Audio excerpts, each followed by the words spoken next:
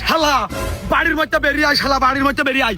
এ শালা তুই আমার ভুর পানি কাটে না, তুই কিটা তোর চান রাতে কোপটা মারিলাম, তোর 2 ইঞ্চি মানে 2 সুতার জন্য তুই বেঁচে গেছিস। তোর এবার আর কোনো বাসনে তোর আমি একটা নতুন চমক দেখা চাই। শিগগিরই বেরিয়ে আয়, তোর বাড়ির মধ্যে ঢুকতে পারছি না শালা, শুধুমাত্র তোর বাড়ির মধ্যে মামুন রাজ বলে আমি ঢুকতে পারছি না শালা, বেরিয়ে আয় শালা। কি করে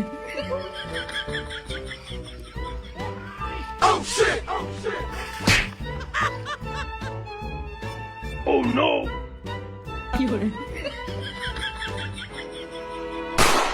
মুশে ভাই, আমি কিন্তু সকালবেলা ওর বাড়ির উপরে গেলাম, যে হুমকি দিয়া দিয়েছি ওর তো নাড়ি মারি মনে হয় পেটের ওই বুকের উপরে উঠে গেছে। তবে একদম একা গেলাম, একা একা। ভাই আপনি একা কোনে গেলেন আর আমার জোর করে নিয়ে গেলেন আর কইলেন যে তুই আমার সাপোর্ট দিবি, তাহলে কমিউনিটা কি হবে না? কি করে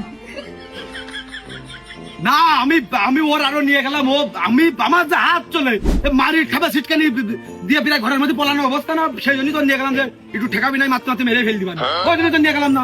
তা ভাই করছি ওদের কাজটা করে ওর বাড়ির উপর আমি হুমকি দিয়ে যাইছি। এখন কথা আছে যে আমার কিন্তু ফাঁকায় পারলে ওরা কুপিয়ে জখম করতে পারে যে কোনো মুহূর্তে, আপনি একটু আমার সাপোর্ট দিয়েন, ওই জন্য আপনার কাছে আসা। কিন্তু তা ভালো কথা মাসুদ, মিনিমাম তোরবার আমার খুব মন খারাপ হয়েছে।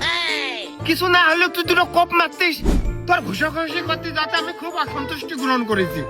এই মশিয়ার যখন একসময় দাপুটে পানা করে বেড়াইতো, রক্তক্ষয়ী নাম ছিল, মিনিমাম ব্যালেটের পোস্ট ছাড়া আমি দিতাম না।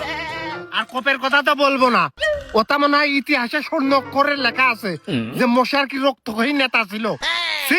গুজগুজি করতে গেছে তাই নালি দিতে এসে, তার নাকি আমার আবার সাপোর্ট দিতে হবে। খোদাই মার্কা লোক।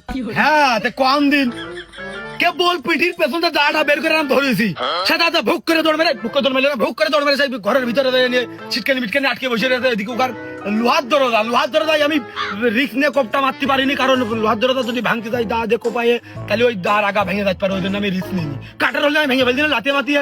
হ্যাঁ